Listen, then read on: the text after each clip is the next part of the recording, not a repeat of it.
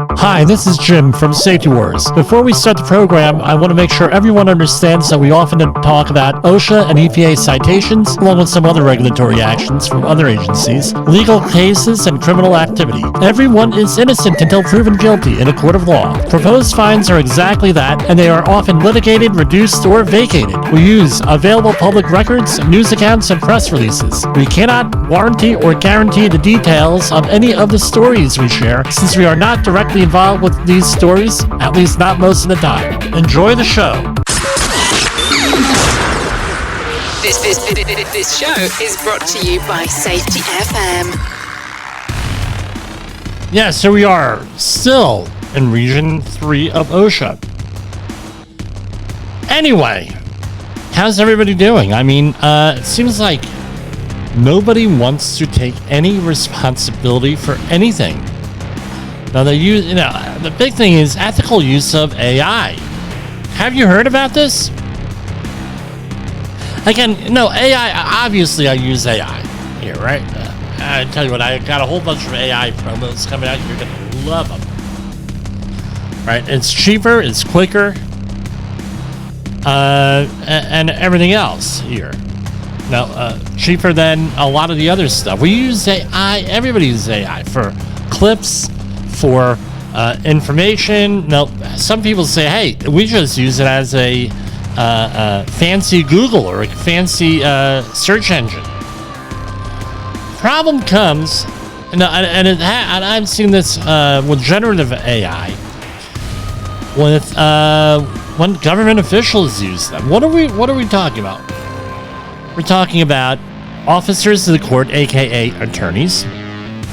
There's several different kinds, I understand, but attorneys and judges, who are attorneys. So, it's one thing. Let's say that you're doing you're paying an attorney a lot of freaking money to do whatever they're doing, right? And then they go over to AI, and they write the whole thing, whatever it is, on AI. And the danger is that with AI in the legal sense, and I don't know, I'm sure that there are reliable AIs. There's ethical use of AI, just like in anything else out there. But in the context of court, hold on, I gotta sneeze. Hold on.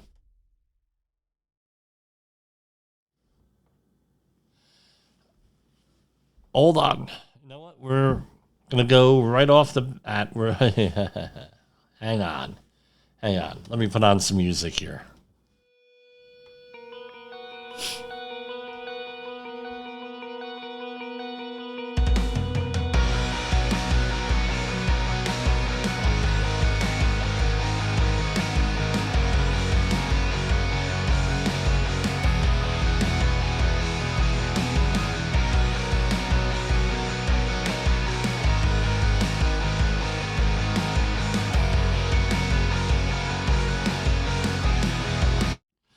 But anyway, yeah, sorry about it. I had to sneeze. I thought I had to sneeze at least. I mean, I had this nice, delicious ginger chicken dish tonight. It's a little warm, but anyway. But, you pay these people a lot of money. Now, and in the safety field, I mean, if you've been experienced with using the safety field, sometimes it just gives you wrong info. And in the legal sense, what we're finding out is that it's like making up court cases to prove a point, right? So it's sort of like, I had a boss who was famous for this. He would go and he'd just start saying things, and he'd say, well, don't you know it's in 1910, 186, that it says X, Y, and Z, blah, blah, blah. And of course, back in the 90s, you didn't have, unless you walked around with a copy of the federal regulations in hand, you could never double check the guy and see what, and it sounded very authoritative. Well, under this, blah, blah, blah, blah, and under this, blah, blah, blah. Right? It's almost like the AI is doing that, whereas quoting legal cases just to prove a point, thinking that nobody's going to go and Google something, no one's going to go and check things out, and no one knows right off the bat, hey, you're freaking wrong. But you sound very convincing, right? That's a lot like what's going on here. Which is scary on another level because they're starting to act like human beings. Here we have judge accused of using AI. This is from futurism.com, but it's on multiple websites out there behind paywalls. So this is judge accused of using AI to issue garbled ruling. And earlier this month, a federal judge of Mississippi delivered a ruling that was riddled with factual errors, naming plaintiffs that didn't exist to making up quotes from state law to citing cases that don't appear to exist. As Mississippi Today reports, U.S. District Judge Harry Wingate's baffling temporary restraining order immediately raised concerns that it had been generated by AI. We've already come across plenty of instances of lawyers getting caught red-handed using tools like OpenAI's ChatGPT to generate AI slop that gets called out in the factually focused world of the courts. However, seeing an appointed district judge be accused of essentially the same thing should raise some serious red flags. Judges have previously doled out fines and sanctions to attorneys who get caught using AI. I had no idea that they could do that.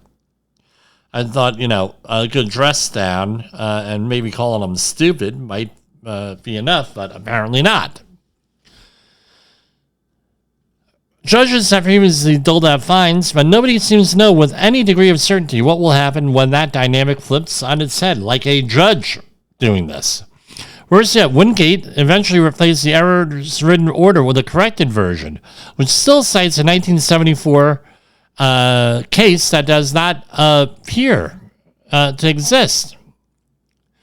Yikes, lawyer Eric Wasson tweeted.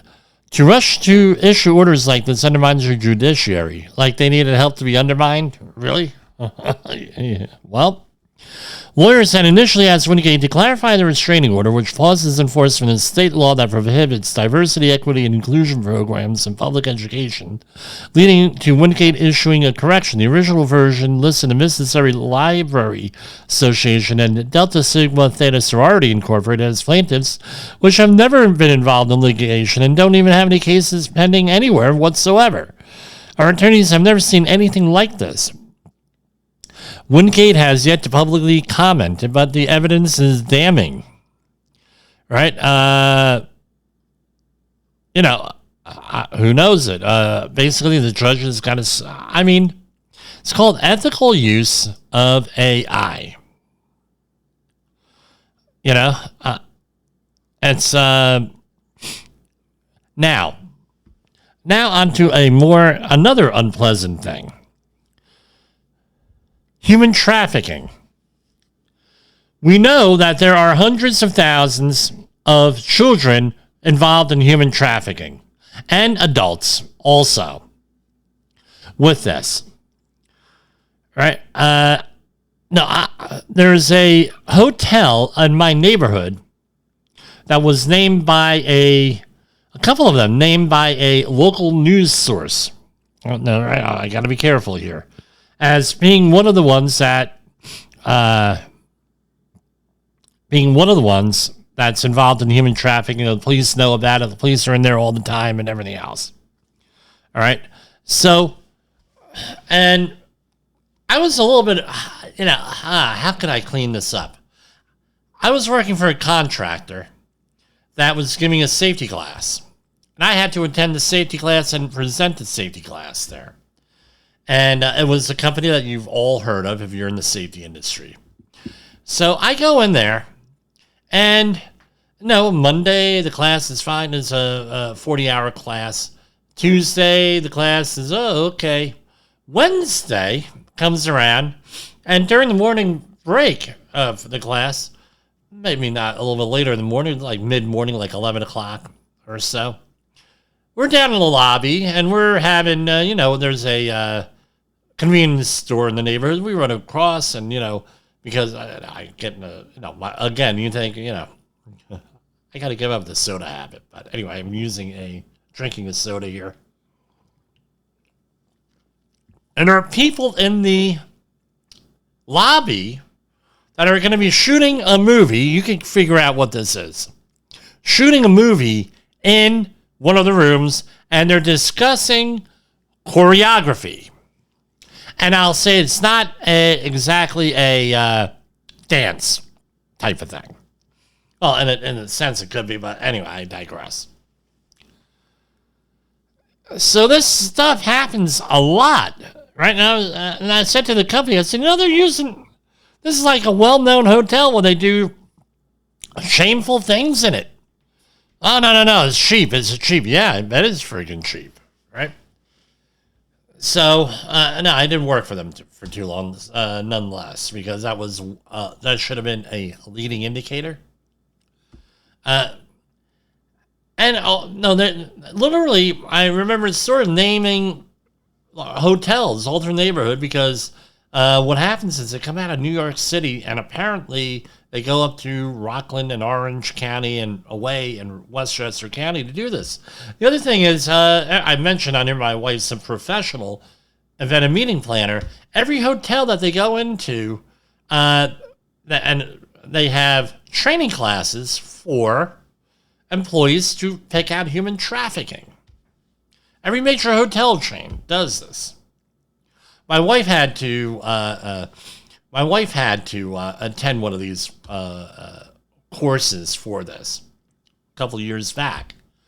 The other thing is this. One of the safety officers for a hotel that had a problem with this, that was well publicized about 10, 12 years ago, he was saying, dude, we have issues all the time that we're calling in. I said, really? I said, yeah. Oh, yeah.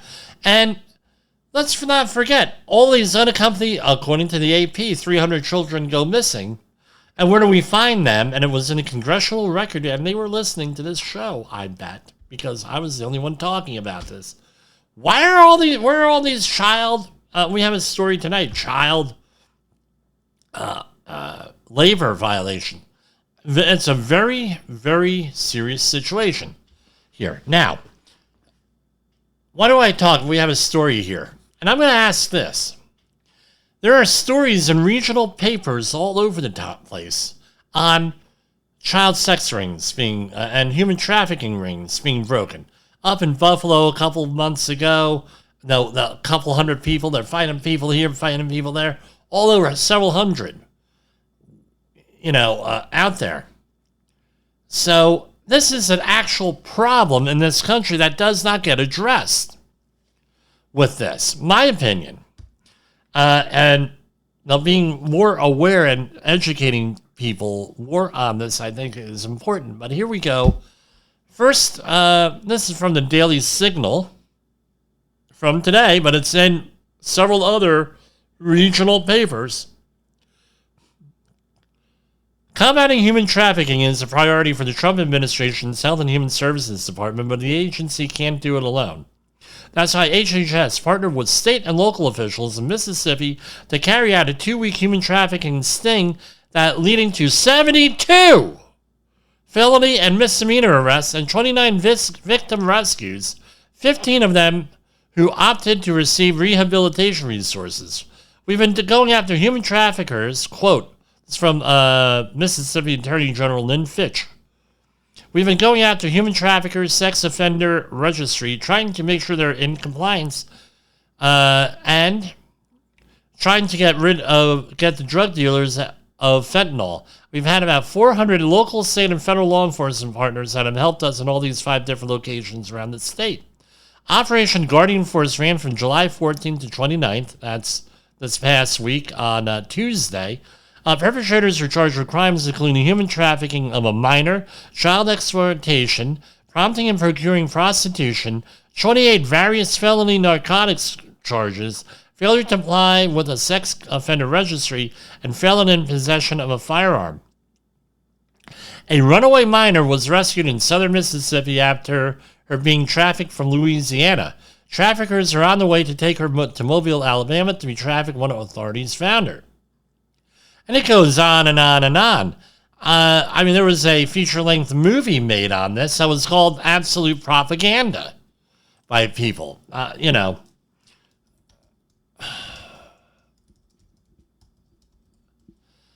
So, what was the name of it? The Dark Truth of Human Trafficking. Right? Taken, 2008. The Sound of Freedom, 2023. That's what I was thinking of. I mean, all this stuff. I mean, this is one of the things we have to combat in our society here. And I think it's another thing why everything's going to Woofno here. And, as usual, I come up with these monikers. I am tonight, right? The Woofno stirrer. You know what that means if you're Polish. We're stirring up a lot of Woofno here tonight, right? All right. Now, we've been covering this story since about the time that an official report came out by New Mexico OSHA. Right, that's not the name of the agency, but it's New Mexico's OSHA here. And we were the only program that talked about this, and I'm sure we could go back in the archives and put together an extended program. I mean, this whole case here is, what case is that? Alec Baldwin and the Russ shooting. We were the only network, SafetyFM network was the only network, the show that went into in-depth with this. I mean, everybody wanted to see the trial. Oh, Alec Baldwin is on trial. Blah, blah, blah. No, Helena Hutchins. Rest in peace, Helena. Right? Shot by Alec Baldwin. And then you had the Hannah Gutierrez-Reed and her boss. Well, what do we gather with this? All right? It's like this. If you are a safety professional, which is what an armorer is, basically a competent person, and your boss tells you, and even if it's in writing, not to have safety standards, essentially, not exactly those words. It was like, we're like our budget, blah, blah, blah, exceeding the budget, and you need to go and, concentrate on the props, not so much on the guns. And then you respond back saying, we got to concentrate on the guns because when we don't, bad things will happen. And they're supposed to, according to industry standards, they're supposed to have daily safety meetings and trainings and all this other stuff. And the person and everybody involved, right? I know Alec Baldwin is in a couple of movies where I don't know if it was live guns, where they had guns. I'm sure that they had some type of safety thing. And they're like, he was in one of the Mission Impossible things. Everyone's supposed to know better here. And common sense says, when you have a gun, you do not point it at what you don't intend to shoot and kill. Or kill. Real simple. But knowing all of that, this still happened. The other thing is don't bring in live ammo with blanks. Right? And even if your boss tells you to ignore safety thing, if something happens, guess what? Your fault. There are a lot of other options that could have been... now, I'm not playing a Monday morning quarterback, but we all know that safety professionals have a problem with having backbone, a lot of them. They don't have backbone for a lot of reasons. Let's put it into context. If you say something, you're fired. If you don't say something, you're fired. If something happens, you're fired. If you're not out there, so for example, if there's an obvious safety hazard, you're not present because you're on the other side of the facility or something, a employee is not aware enough to fix something. If there's a process that, and you can look up Charlie Marcraft here, right, who was at a facility, the facility got hurt at. They knew about a process and decided not to fix it, but they came up with a procedure, which everybody knows people don't follow procedures. But they could have, rather than eliminating it, here's the procedure, and they know people who follow procedures, led to his injury. With that, well, it's his fault he didn't follow the procedure, not the management's fault for not getting rid of the hazard. We all know that. Well, you're in there, you're a safety person, you get blamed for this stuff. As Jay Allen, has stated, correctly I might say, in the Safety Transmission Trilogy, available on Amazon, has stated that the system is only going to be able to take what it can take. The system cannot take your ideas, your criticism, whatever, bad things, consequences. They don't invite you to meetings. They ostracize you. They do crap behind your back. You name it. Very important book, by the way. You're still responsible if you're the safety person, no matter what. Well, safety didn't do their job. Oh, how about you didn't meet your budget? So that's safety's fault we didn't meet the budget. We're buying all this PPE and renting out air sampling equipment. Oh, yeah. Sound familiar? Should sound familiar to many of us out there. Unless you're living in some kind of, and working for some company that's empathetic, that knows what the hell's going on. This is very familiar. Jim, how come we went through 200 pairs of earplugs on that job and it cost us $65 for those 200 earplugs? Well, because you had like 50 people on the job for like a year and you need earplugs. You could have gotten more than one day out of those earplugs. Yeah, but look at how dirty and dusty and who cares? They could have rinsed those off, thrown them back in their ear. Yeah, I've heard that. Or how come they're using so many pairs of $2 safety glasses? Or we paid 97 cents for those safety glasses before pandemic. Oh, no, that doesn't sound familiar. So here we have, out back to the case in Alec Baldwin.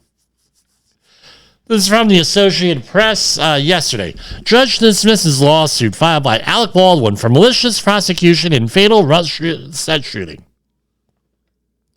A New Mexico judge has dismissed a lawsuit filed by actor Alec Baldwin for malicious prosecution and civil rights violations in the 2021 fatal shooting of a cinematographer on the set of Western movie Rust.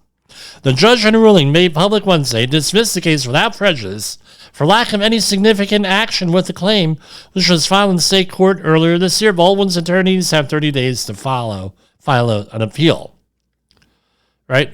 Seeking reinstatement. Luke Nikas, Baldwin's lead attorney, called the Associated Press in an email that the dismissal amounted to a non-event since his team has been waiting to prosecute the case. We have been in good faith settlement discussions with the parties to the lawsuit and will be refiling promptly if those discussions are not promptly and favorably resolved. So it's like a negotiation tactic. Defendants include Special Prosecutor Carrie Morrissey and Santa Fe District Attorney Mary Kamak Altwise, along with 3 other investigators from Santa Fe County's Sheriff's Office. The charge of involuntary manslaughter against Baldwin was dismissed at trial last year on allegations that police and prosecutors withheld evidence from the case. Oh, I'm shocked. I bet if this happened to a normal person, I'm not, however we define that, and not Alec Baldwin, who has millions of dollars at his disposal, and I'm sure he was going to freaking break the bank here. He has a wife, a beautiful family, for all, except for a couple of things, involved in his divorce, like over a decade ago. I mean, the guy seems like a stand-up dude with his family. Seems like a very good father by most standards, right? Pretty good guy. I can tell you what, he was going to break the freaking bank staying out of jail here with this. And believe it, any one of us would do the same thing. It would have been like the Marv Albert trial, or I think it was the most back in the 1990s where he was accused of something, and somebody then an attorney, Lionel, who is on WABC in New York, had mentioned at the time. This is probably the most expensive misdemeanor defense he's ever seen in his career, and probably one of the most expensive misdemeanor defenses in the history of American jurisprudence. But essentially, he would have broke the bank here. I mean, any one of us would be leaped here, Right. The trial was upended by revelations that ammunition was brought into the Santa Fe County Sheriff's Office months earlier by a man who said it could be related to the killing of cinematographer Helena Hutchins. The allegations in Baldwin's tort claim include defamation, with his attorney saying that prosecutors and investigators targeted the actor and co-producer for professional or political gain. Hutchins died shortly, rest in peace, in October 2021 at a film set ranch. Right, Baldwin was pointing a pistol at Hutchins. We could go into that. I mean, it's a horrible thing. What happened? The actor recently spoke to the Associated Press at San Diego's Comic-Con International, saying he couldn't believe what happened that day in court as the trial came to an abrupt end, that his life over the last year has been far better than the few years preceding it. Still, Baldwin and other producers and others are being sued civilly in New Mexico State Court by the parents and younger sister of Hutchins. The court records show a deposition for Baldwin in that case was put off in May and has yet to be rescheduled. So, I mean, this is not over for him with this. If those allegations are true, the prosecutors got a problem. Let me make a suggestion. Settle.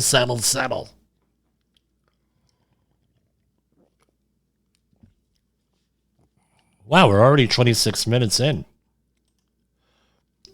Unbelievable.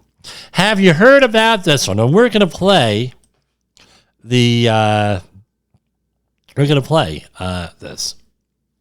Right, because Cincinnati assault.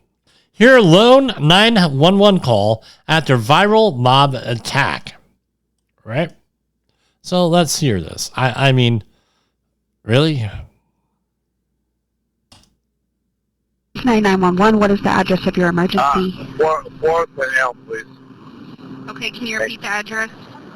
4th and L. Okay, and what is your first and last name? And what's a good callback number for you? Can you verify it, please? Tell me exactly what happened. Huh? Tell me exactly what happened. I'm sorry, I didn't hear you. Tell me exactly what happened. There's so much people acting crazy. There's what's going on? Few fights here and there, let's put it this way. Some people just acting crazy. Yeah. So there's just people fighting outside, is that correct? Yes, it is. Yes, they are.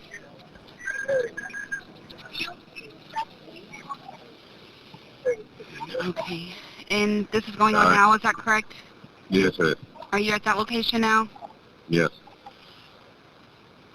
Are any weapons involved? No.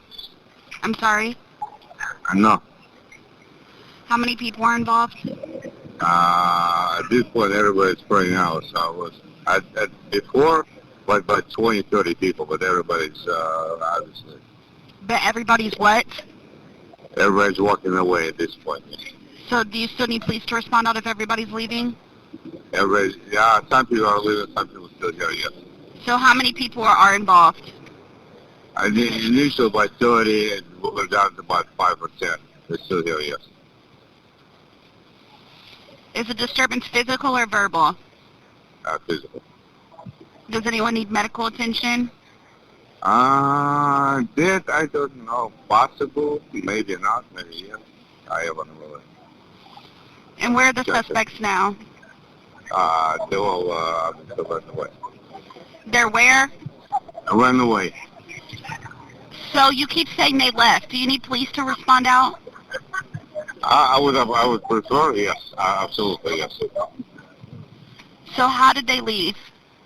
Huh? How did they leave?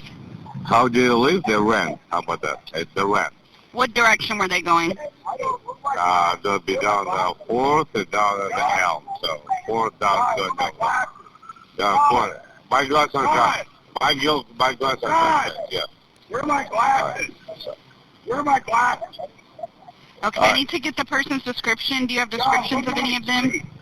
For 20 people, no. But once you send those tips there, I'll talk to them. Has anyone involved been using alcohol or drugs? Excuse me? Has anyone involved been using alcohol or drugs? As far as I have no idea, officer. But that's not it. Alrighty, just do not approach the person. An officer will be dispatched as soon as possible. Do you want an officer to contact you? Thank you. Alrighty, bye-bye. So, that's the 911 call here. I tell you, God bless those operators on the emergency dispatch. I mean, I don't know what to tell you, right? So, this was courtesy of Fox News Digital. There was a violent 911 call involving at least 100 witnesses in downtown Cincinnati early last Saturday morning. A dazed sounding man called, I'd say that, called around. Are launching an investigation. Right, FBI is going to be doing that, the audio, right? A dazed sounding man called authorities around 3 a.m. The call lasted 3 minutes and 15 seconds as the 911 operator asked a litany of questions, including how many people have been involved in the fight. It was placed after the brutal beatdown had ended, the caller indicated. At this point, everyone's running out, so it was before about 20 or 30 people, but everybody's out, the caller said. At the 1 minute and 30 second mark of the call, the operator asked whether police need to respond given that the fight was over. Some people are leaving, some people are still here. 911 operator asked several times how many people were involved in the fight, and then asked again whether the police are needed. So you keep saying they left. Do you need a police to respond? I would prefer yes, the man said. I would prefer yes, absolutely. The operator then told the man an officer would be dispatched as soon as possible. Out of the 100 or so people who were at the scene, the man was the only one to call 911. That's, that's a social commentary right there, right? That was according to the police chief, Teresa Teague. Teague. T-H-E-E-T-G-E. Teague. They have a photo of a victim here. That is unacceptable to not call the police, she said. The traffic was horrendous. People saw this. They were fighting in front of traffic. Why didn't people call us, according to the police? Why wasn't there any video of this is the other thing. City has been roundly criticized this week over its handling of the ball, which set the internet ablaze. Now, based on that 911 call, I cannot, I try to call these things balls and strikes here. There's no, I don't try to sugarcoat. I don't try to do anything. I call balls and strikes here with this. I don't think that you can, after that's the information that they are getting on the news, getting on 911. I don't know. Now, as the guy called up and said, dude, there's 100 people out here brawling. You got yourself one hell of a mini riot. Blah, blah, blah, blah, blah. I think that they would have responded a little bit differently. Well, I don't know. I don't know. I think so. And this teaches you a lesson also. When you call the police, it's what's going on. This is what's happening. I need police. This is the address. Blah, blah, blah. That's what you do. You don't go out there, maybe the guy was, imbibing a little bit before this. Maybe he was smoking those funny cigarettes. I don't know. He sounded adamant. Maybe he was one of the victims. I don't know. Cincinnati Mayor Aftab Purell responded publicly late Monday after the meeting had been circulated for about 36 hours. He has been on vacation in Canada all week. Finally announced plans to cut his vacation short and return to the city on Thursday. A city councilman said on Facebook that the victims of the attack begged that beatdown. I don't know what her context is. I have no idea. In the video, the mob can be seen punching. Oh, so there was video. Stomping on two victims on the corner of 4th and Elm Street. I mean, this... This reminds me of the old joke, right? Where someone calls up 911. This is before they had locators and caller ID and, call trace. And he said, oh, yeah, I'm having this emergency. Well, what street are you at? I'm on Sycamore Street. The operator says, well, can you spell that? He says, C-I-S-E. And he can't spell it. He says, I'll call you right back. I got to drag this guy down to Elm Street. So... Yeah. Old joke on that one. But this is like they were on Elm Street, so it's like even if you had to spell it, pretty easy to spell. 4th and Elm. One of the victims was knocked out cold. There were 2 arrests made in this, and on Tuesday, both faced felonious assault, aggravated riot, and assault charges. Yeah, riot, right?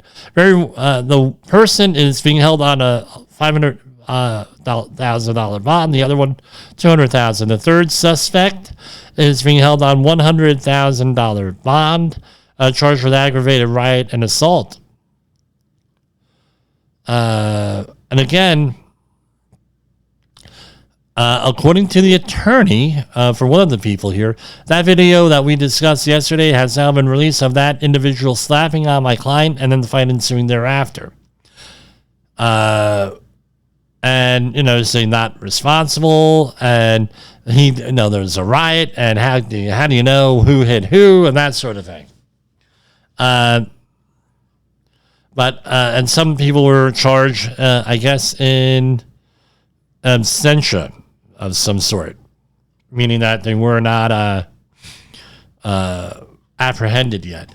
I tell you what, you're a government official. You cannot go around stating, saying, well, they deserved it. What is the context? How many times do we go on our job sites, and it happened to me recently, where there is an incident and somebody writes up an accident report for it. They don't interview anybody.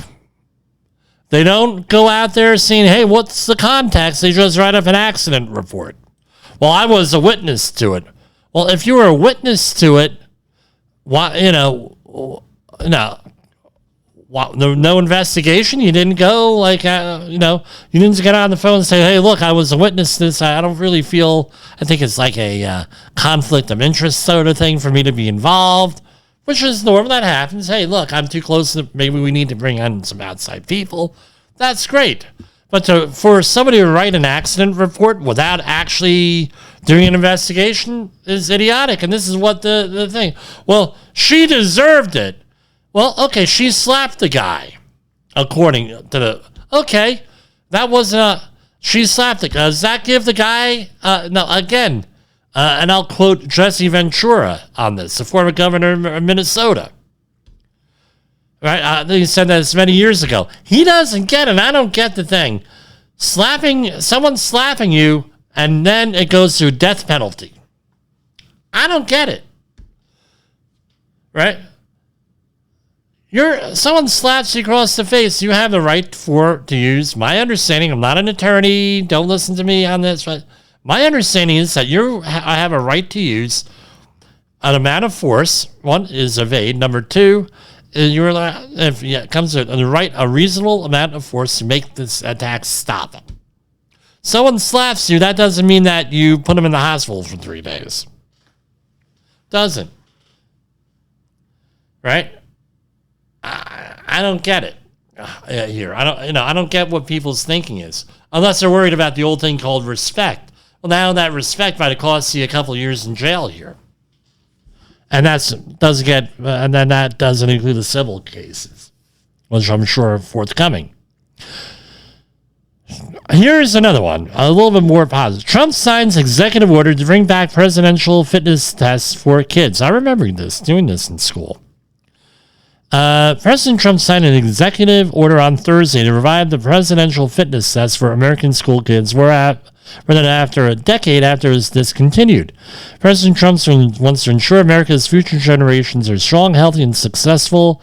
White House Press Secretary Caroline Leavitt said in a statement to ABC News, President Trump wants every young American to have the opportunity to emphasize healthy and active lifestyles, creating a culture of strength and excellence for years to come. I mean, when I was in grammar school, they had a whole... My school didn't have it, but schools had an entire a competition, friendly competition among the students with this. And I remember Arnold Schwarzenegger back in the day was involved with this in the leadership of this. Right. So this, what is it? Right. So this was the original test was issued in 56 under President Dwight D. Eisenhower. Typically featured 5 parts: a 1 mile run, pull-ups or push-ups, sit-ups, and a shuttle run. I forget what the shuttle run is. I don't recall. A sit and reach test, according to Harvard Health. It was replaced by with the Presidential Youth Fitness Program in 2012 to shift the focus from athletic feats to living an active and healthy lifestyle as part of the then First Lady Michelle Obama Let's Move initiative. I remember this. I tell you what, I didn't agree with President Obama on a lot of stuff, but I thought that was a very good idea on this. I got to compliment him on this because I tell you what, a lot of those competitions, they were just another way by a lot of kids to get bullied.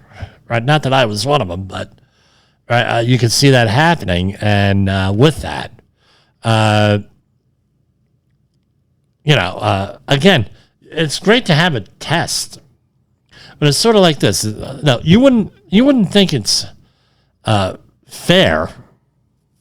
You wouldn't think it's fair that you go to school and you have a test and you don't study, right?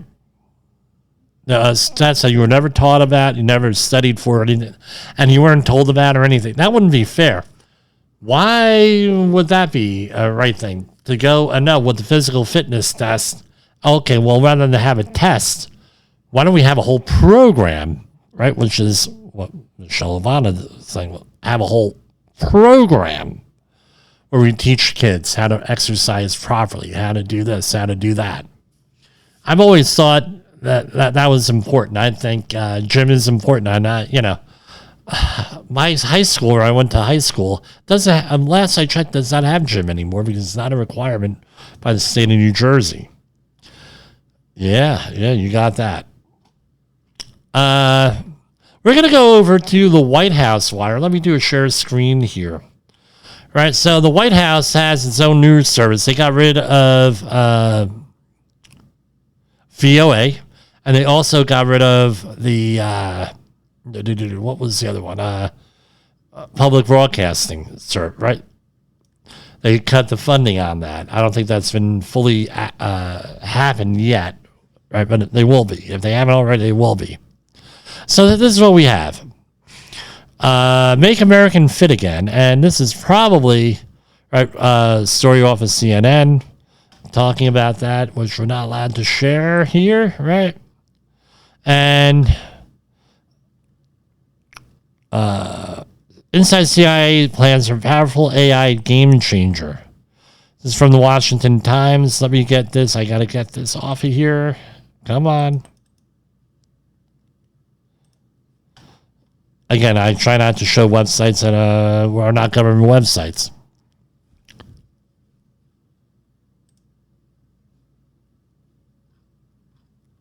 And a pop-up ad came on. The CIA is preparing for a powerful artificial intelligence game changer to emerge and upend the spy business. CIA Deputy Director Michael Ellis told the Washington Times that it's still unclear when artificial general intelligence may arise. The agency is gearing up for it. Top researchers and technologists are striving to achieve this artificial general intelligence, which means developing AI systems that perform at least as well as human across cognitive domains. Then maybe we can get rid of judges, I guess. Mr. Ellis said such technology could particularly affect defenders and attackers in cyberspace and drones used in warfare. I think it does have a potential to be a true game changer if it emerges, and one that will fundamentally reshape the intelligence business, but national security more broadly. I tell you what, if this comes apart, you safety people, watch out. You're going to be out of a job. We're already getting out of a job here for a lot of this stuff. Okay. Let's take a break here, and we'll get back to you on this. Nothing wants to work today. The buttons do not want to work. The safety war has begun. The risks are out there, lurking in every corner of the workplace, threatening our most valuable asset, our people. But we have a plan. Led by Jim Posel, we are the last line of defense in this battle against danger and negligence. We will fight for safety, for compliance, for the right of every worker to return home unscathed. Join us on this journey through the unknown, where vigilance is our weapon and knowledge is our shield. This is Safety Wars, our fight, our duty, our mission. Heard regularly on your favorite podcast platform as Safety Wars, visit us at safetywars.com.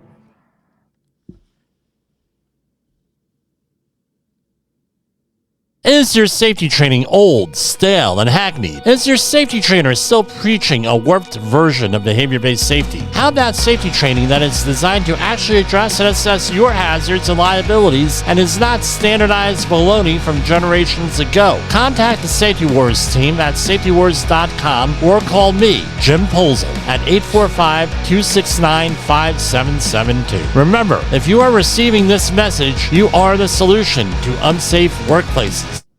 OSHA recordables, catastrophic losses, environmental disasters. You want answers? So do I. This is Jim Posel with Safety Wars. That's my daddy! Yes, Jessica, I am your father.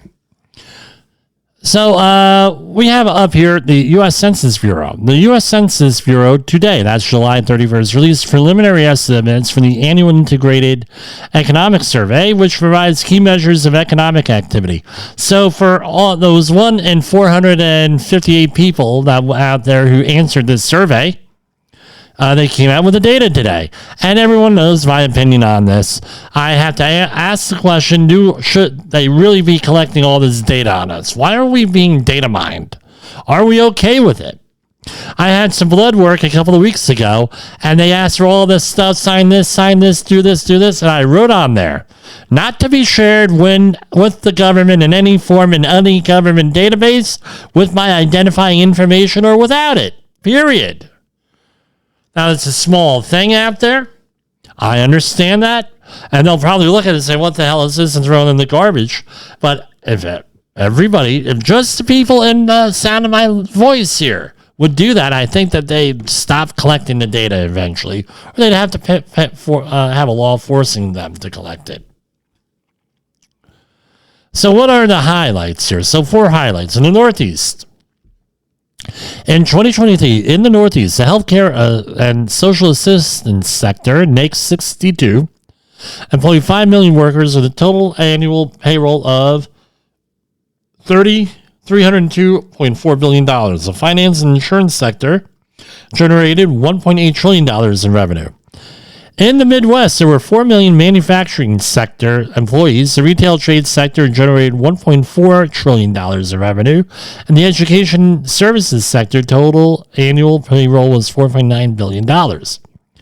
In the South, the professional and scientific and technical services sector generated almost $1 trillion, just shy of it. The retail trade sector had an annual payroll of $238.8 billion and employed 6.8 million people in 2023.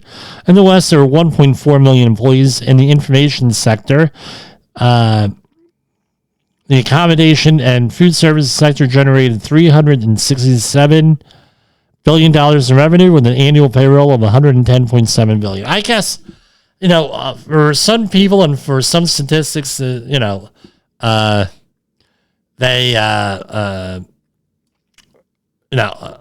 is used for like loans and for economic data to prove what a good job the government's doing and things of that nature. I get it with this. But at a certain point, why are they data mining this? Why are they asking this? And I'm sure, there are other, there's a lot of data here and there. Used to divide a lot of people, right? With this. Also today, Business Trends and Outlook Survey release. The Business Trends and Outlook Survey, a survey that measures business conditions projections on an ongoing basis. The BTOS includes data for multi-unit and multi-location businesses And VTOS sample consists of 1.2 million businesses with biweekly collection data that will be asked to report every 12 weeks for a year. Census Bureau estimates it takes the actual average respondent approximately 9 minutes to complete the survey, including the time for reviewing the instructions and answers. I think that that's not accurate. Data will be released bi-weekly and available. I got one of these one time. It took me a couple hours to freaking go through. And I had to get other people involved, which cost time and money. Data will be released bi-weekly and available by sector, state, and everything else. Survey results give local, state, and federal officials essential real-time data to aid in policy making and decision making. Right, it gives them the data, but do they actually make good policies and decisions with the data? And who's watching them? Nobody. Right? Nobody, apparently. I mean, I should bookmark that just because it's such a, wonderfully, that last statement was wonderful that they made. They supply the data. Yeah, but nobody does shit with it. Uninsured rates down in 194 counties, up in 85 counties. The rate of individuals in the United States under the age of 65 without health insurance decreased. 194 counties had increased in 85 counties between 2022 and 2023, according to small area health insurance estimates released today by the U.S. Census Bureau. Again, this tool allows users to create and download state and county custom tables, thematic maps, and time trend charts for different geographic levels and demographic groups, available annually from 2006 to 2023. Right. Working age women had lower estimated uninsured rates than working age men. The median county uninsured rate for working age adults living at or below 138% of poverty was 17.7%, down from 18.6% in 2022 and 20.3%. And I guess things are going better. I don't know. Great data to have, but nobody seems to do anything with it. Here you go. This is from the FDA today. FDA requires major changes to opioid pain medication labeling to emphasize risks. U.S. Food and Drug Administration is requiring safety labeling changes. All opioid pain medications better emphasize and explain the risks associated with their long-term risk. These changes follow a public advisory committee meeting in May that reviewed reviewed data showing serious risks such as misuse and addiction and both fatal and non-fatal overdoses for patients who use opioids over long periods. The death of almost 1 million Americans during the opioid epidemic has been one of the cardinal failures of the public health establishment. The long overdue labeling change is only part of what needs to be done. Labeling changes will include the following: clearer risk information, dose warnings, clarified use limits, treatment guidance, safe discontinuation, overdose reversal agents, drug interactions, more risk with overdose, and digestive health. Right?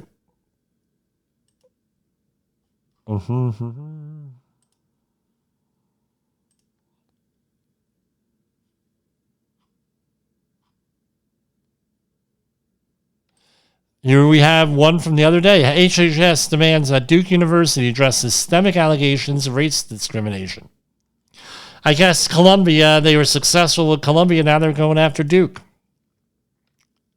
Today, the U.S. Department of Health and Human Services demand that Duke University cooperate with the federal government to investigate and address serious allegations of systemic racial discrimination permeating the operations of Duke University's School of Medicine and other components of Duke Health. HHS requested Duke's cooperation through a joint letter from Robert F. Kennedy. Let's get that letter. I always laugh. It's a joint letter. Does that mean it have anything to do with marijuana? It's a joint. So this is a letter to Vincent Price. You got to be kidding me. Vincent Price. I'm sure he got his spot. Right? I'm sure he had a rough childhood with that name, man. Dear President Price and et al., the United States invests in medical care and research because of the sacredness of human life and value human health. Medical profession is a calling, one distinguished by the clarity of its purpose and inestimable value of its mission. The people of the United States government stand behind that mission. Racial preferences in hiring, student admissions, governance, patients' care, and other operations betray that mission and endanger human rights. There's arguably I'm not saying I agree with this, I'm just reading a letter here. There's arguably no other area of our educational system where the rejection of merit is more dangerous than in medicine, where the competence of doctors means the difference between life and death for patients, and where scientific discovery is the difference between life-saving cures and the ravages of disease. This vile racism carries a host of excuses and hides behind a snug superiority that benefited races cannot compete under merit-based consideration. Like all racism, affirmative action undermines America's commitment to merit-based justice and violates the nation's civil rights laws. In the medical context, this illegal preferencing also breaks faith with patients, hinders medical discovery, and jeopardizes human health. Allegations have been brought forth the intention of United States Department of Education and Department of Health and Human Services that Duke University Medicine and other components of Duke Health are engaged in practices that, if true, would violate Title VI of the Civil Rights Act and Sections 1557 of the Affordable Care Act and render Duke Health unfit for any further financial relationship with the federal government. These practices allegedly include illegal and wrongful racial preferences and discriminatory activity in recruitment, student admissions, scholarship and financial aid, mentoring and enrichment programs, hiring, promotion, and more. And going on, what's the request?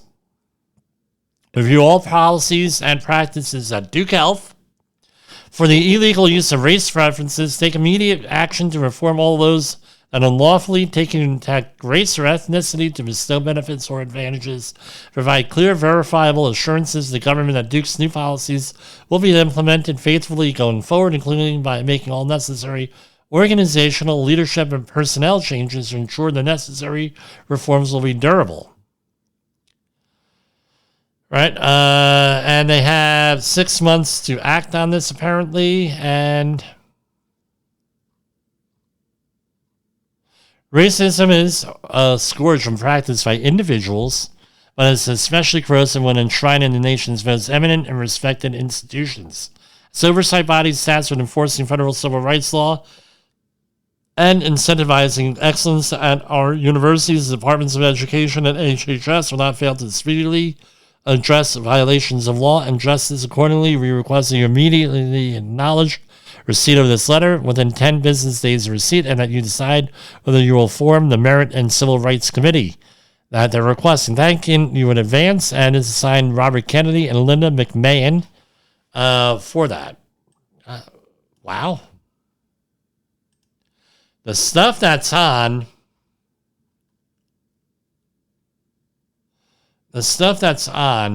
these websites, right? During the Trump administration, and this is a reading from the press release, during the Trump administration's second term, HHS OCR has initiated 7 other investigations, such as medical schools and hospitals under federal civil rights laws to promote merit-based opportunity, and has announced a Dear Colleague letter to medical schools. Right?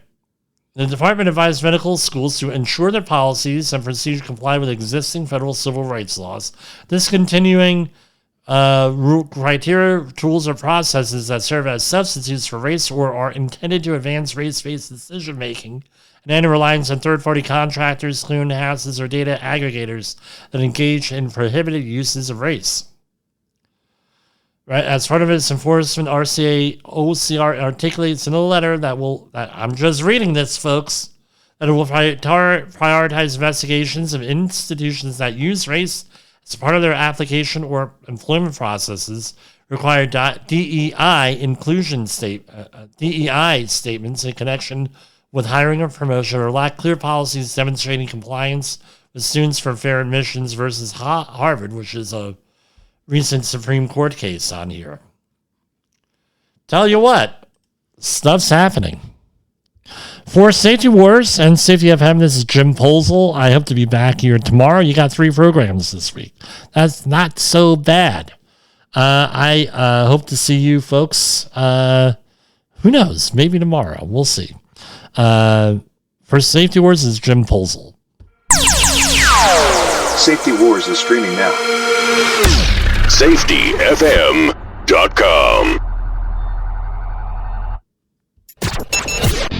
The views and opinions expressed on this podcast are those of the host and its guest and do not necessarily reflect the official policy or position of the company. Examples of analysis discussed within this podcast are only examples. They should not be utilized in the real world as the only solution available, as they are based only on very limited and dated open source information. Assumptions made within this analysis are not reflective of the position of the company. No part of this podcast may be reproduced, stored in a retrieval system, or transmitted in any form or by any means, mechanical, electronic, recording, or otherwise, without prior written permission of the creator of the podcast, Jay Allen.